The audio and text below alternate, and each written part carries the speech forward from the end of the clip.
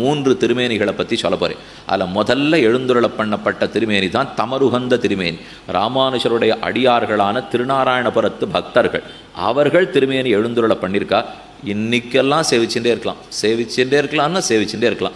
அதுவும் ராமானுஜர் ஸ்ரீபெரும்புதூரில் எழுந்துருளி இருக்கிறது ஒரு மாதிரி, திருநாராயணபுரத்தில் எழுந்துருளிக்கிறது ஒரு மாதிரி. திருநாராயணபுரத்தில் இன்னும் நல்லா புஷ்டியாக இருப்பார். அவருடைய கண்ணனால் நல்லா பருத்து இருக்கும், திருதண்டத்தை பிடிச்சிருக்கிறது, அவருடைய திருத்தோள்கள், அவருடைய திருக்கண் பார்வை, இதை சேவித்தா கண்கோடி தான் வேண்டும்னு சொல்லணும். ஏன்னா இன்னும் கொஞ்சம் இளையவராட்டம், இன்னும் வயசானவராட்டம் இருப்பார். ஸ்ரீரங்கத்துக்கு போனால் நல்ல யோகி, நல்ல சன்னியாசின்னு தெரிஞ்சுக்கலாம். ஸ்ரீபெரும்புதூருக்கு போனால் உலகமே இவர் தான் மோட்சம் கொடுக்கணும்னு தெரிஞ்சுக்கலாம். செல்லப்பிள்ளைக்கு ஏற்ற செல்ல அப்பா, அப்படி தான் நம்ம திருநாராயணபுரத்தில் வச்சுக்கணும். அவர் செல்லப்பிள்ளைன்னா அதுக்கு தகுந்த தாப்பனாராக எவர் இருக்க வேண்டாமா? அந்த பெருமை அத்தனையும் மினுமினுப்பத்தனையும் தன்னுடைய திருமேனியிலே தோற்றும்படிக்கு ஒரு விக்கிரகம் எழுந்துருள பண்ணப்பட்டது. அப்போது ஒரு சிந்தை செய்து தம் விக்கிரகத்திற்கு படியெடுத்தா போல விளங்குகிற தம்முடைய அர்ச்சாரூப விக்கிரகத்தை அவதரிப்பித்து அதிலே தம் திவ்ய சக்தியும் பிரதிஷ்டிப்பித்து 52 அழைத்து நாம் உங்களுக்காக இங்கே இரானின்றோம் என்று சொல்லி, செல்லப்பிள்ளையே கிணற்றின் கரையில் பிள்ளையாயிருக்கும். எவ்வளோ வேடிக்கையாக சொல்கிறார் பாருங்க. கிணத்தங்கரையில் பிள்ளை விளையாடி இருந்ததுன்னா அம்மா அப்படியே பார்த்துட்டு இருக்கணுமோ இல்லை, இந்த பிள்ளை அப்போ விழுந்துருமோன்னுட்டு. அதை போல் இந்த செல்லப்பிள்ளை என்ன பண்ணுவார்னே தெரியாது, இறங்கி ஓடிப்படுவார். ஜாகிரதையாக எல்லாரும் பார்த்துங்கோ, இது கிணற்றின் கரையை பிள்ளை போலே, நாம தான் குழந்தைய நன்னா பார்த்துக்கணும்னு சொல்லி விடை பெற்று கொண்டு ஒரு நடையிலே 9 நடை நடந்து கோயிலேற எழுந்தருளினார். ஒரு அடி வைக்க வேண்டிய வேகத்தில் 9 அடி வச்சாராம். அப்படின்னா ஸ்ரீரங்கத்தில் திரும்பி போகிறத்தில் இருக்கிற ஆர்வம்னு அர்த்தம். ஒரு கண்ணுக்குட்டி எப்படி தாய்ப்பசுவை நாடி போகுமோ கரவா மடனாகு தன்கண்ணுள்ளினார் போல்னு திருமங்கியாழ்வார் சாதிக்கிறார். அதை போல வேகமான கதியிலே திரும்பி வர ஸ்ரீரங்கத்துக்கு வந்து வடதிருக்காவியிலே தீர்த்தமாடி பெரிய பெருமாளை தொழுது எல்லாருக்கும் ஆஸ்வாசம். அப்போ தான் முதலிகள் எல்லாருக்கும் இழந்த சொத்தை திரும்ப பெற்று விட்டோம் என்று நிம்மதியாக இருந்தார். பற்பமெனத்திகள் பைங்கழலுந்தன் பல்லவமே விரலும் பாவனமாகிய பைந்துவர் ஆட பதிந்த மருங்கழகும் முப்புரி நூலோடு முன்னவர் 3 புரி படைத்த நூலோடே கூட முன்னவர் தந்திடு முறுவல் நிலாவழகும். முப்புரி நூலோடே முன்னவர் தந்திடு முறுவல் நிலாவழகும். அடுத்த ஆச்சரியமாக தெரிவிக்கிறார், கற்பகமே விழி கருணை பொழிந்திடு கமலக்கண்ணழகும் காரிசுதன் கடல் சூடிய முடியும் கனனர்ச்சிக முடியும் எப்பொழுதும் எதிராசர் வடிவழகு என் நிதயத்துளதால் இல்லை எனக்கெதிர் இல்லை எனக்கெதிர் இல்லை எனக்கெதிரே பற்பமெனத்திகள் பைங்கழலுந்தன் பல்லவமே விரலும். ஒரு பற்பம் பத்மம் தாமரை எப்படி எதழ் விரிந்தாப்பில் இருக்கோ சுவாமியினுடைய திருவடிகள் அதை போல எதழ் விரிந்தாப்பில் இருக்குமா. பற்பனமகத்திகள் பைங்கழலுந்தன் பல்லவமே விரலும் பாவனமாகிய பைந்துவராட பதிந்த மருங்கழுகும். பைந்துவராடை நல்ல சிவந்தாடை காஷாயம் அதை தன்னுடைய திருவரையிலே அழுத்தி சாத்தி உள்ளார்.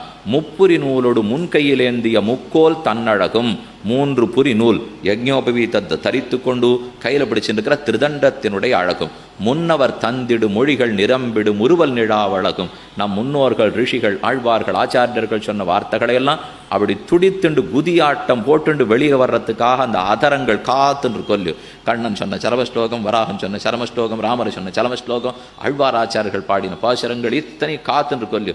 முன்னவர் தந்திடு மொழிகள் நிரம்பிடு முறுவல் நிலாவழகும். அதுவும் சிரித்த புன்சிரிப்பு மாறாமல் அனுகிரகிக்க கூடியவர். கற்பகமே விழி கருணை புதிந்திடு கமலக்கண்ணழகும். இது கற்பகமரமோ காமதேனுவோ பகவானோ சேஷோவா சைன்யநாதோவா ஆதிசேஷன் பிறந்தாரா சேனாபதி பிறந்தாரா பஞ்சாயுதங்கள் பிறந்தனரா இத்தனை பேருடைய கருணை ஒரு சேர நம் பேர்ல படரப்போகிறதா என்ன அந்த திருக்கண்களை சேவித்தாலே திறந்திருக்கா மூடியிருக்கா மாயையா நித்தியமா இது என்ன எப்படிப்பட்ட திருக்கண்கள் பகவானதா ஆழ்வார்தா ஆச்சாரியர்கள்தா யாருடைய பார்வைன்னே தெரியாத அளவுக்கு பிராட்டியினுடைய அனுகிரகம் அத்தனையும் பொதிந்திருக்கிற கமல கண்ணழகும். காரிசுத்தன் கடல் சூடிய முடியும் கனனர்ச்சிக முடியும். காரிசுத்தன் நம்மாழ்வார், காரிமாறனுக்கு பிறந்தார் காரிசுத்தன் நம்மாழ்வார். நம்மாழ்வாருடைய திருவடித்தாமர்களை எப்பவும் தலையால் தரிக்கிறாரோ இல்லையோ கடல் சூடிய முடியும் கனனர்ச்சிக முடியும். இழுத்து கட்டி இருக்கிற அழகிய சிகையோட கூட எப்பொழுதும் எதிராசர் வடிவழகு என் நிதயத்துளதால் இந்த ராமானுஜருடைய வடிவழகு எப்போதும் என் நிதயத்துளதால் இருந்துடுத்து. இல்லை எனக்கெதிர் இல்லை எனக்கெதிர் இல்லை எனக்கெதிரே. யாரும் இந்த ஜகத்தில் நமக்கு எந்த தீங்கும் செய்ய முடியாது. வியாதிகள் அண்டாது. பொருந்திய தேசும் பொறையும் திரளும் புகழும் நல்ல திருந்திய ஞானமும் செல்வமும் சேரும். செருகலியால் வருந்திய ஞானத்தை வன்மையினால் வந்தெடுத்தளித்த வருந்தவன். இந்த ராமானுஜருடைய விக்கிரகத்தை சேவிப்பதே ஓரோரு அடியவனுக்கும் ஓரோரு பிரபன்னனுக்கும் சரணாகதனுக்கும் ஒரே புகழ் தை மாதம் புஷ்ய நட்சத்திரத்திலே இந்த விக்கிரகத்தை எழுந்துருள பண்ணலாம். இது இப்போ 2வது விக்கிரகம். திருநாராயணபுரத்தில் தமருகந்த திருமேனி ஆழ்த்தொல்லையோ, இது தானுகந்த திருமேனி. ராமானுஷரே உகந்து இந்த திருமேனியை தயார் பண்ணி அதை அணைத்து கொண்டு தன் சக்தி அத்தனையும் அந்த திருமேனியில் வச்சு இன்னைக்கு அந்த உற்சவம் நடக்கிறது. இந்த திருமேனி எழுந்துருள பண்ணப்பட்ட உற்சவத்துக்கு குரு புஷ்ய உற்சவம் ஸ்ரீபெரும்புதூரில் அந்த உற்சவம் நடக்கிறது. தை மாதத்திலே புஷ்ய நட்சத்திரத்திலே சுவாமி ரொம்ப ஆச்சரியமான புறப்பாடு கண்டருளுகிறார். குரு புஷ்ய உற்சவம்னாலே இந்த திருமேனி நமக்குன்னு பூலோகத்தில் அவதரித்த நன்னாள் என்ன ஞாபகத்திலே கொள்ள வேண்டும். அந்த திருமேனி தான் தானுகந்த திருமேனி. அந்த திருமேனியோட திருமஞ்சனத்தை சேவிக்கிறதே ஒரு அழகு, அதனுடைய புறப்பாட்டை சேவிப்பதே மற்றொரு அழகு. எல்லா உற்சவமே அழகு தான் சுவாமிக்கு. இப்படி ஒரு நாள் குறித்து கொடுத்தார். சர்வசக்தியும் பிரகாசிக்கும்படி காடாலிங்கனம் பண்ணி இவ்விக்கிரகத்தை புஷ்ய மாசத்தில் குரு புஷ்யத்திலே பிரதிஷ்டிப்பியும் என்று திருமுகமெழுதி தினம் குறித்து அனுப்ப அந்த நாளும் வந்தது. விக்கிரகமும் தயாராகிவிட்டது. ஸ்ரீபெரும்புதூரிலே விக்கிரகம் பிரதிஷ்ட பண்ணப்படுகிறது. ஆனால் சுவாமியோ ஸ்ரீரங்கத்தில் எழுந்தருளி உள்ளார். முதலியாண்டானுடைய திருக்குமாரர் கந்தாடையாந்தான் தான் விக்கிரக பிரதிஷ்டை பண்ணிட்டு இருக்கார். அது பண்ணுற நாள் அன்னைக்கு ஸ்ரீரங்கத்தில் ராமானுஜருடைய விக்கிரகம் ரொம்ப நலிஞ்சு போச்சு.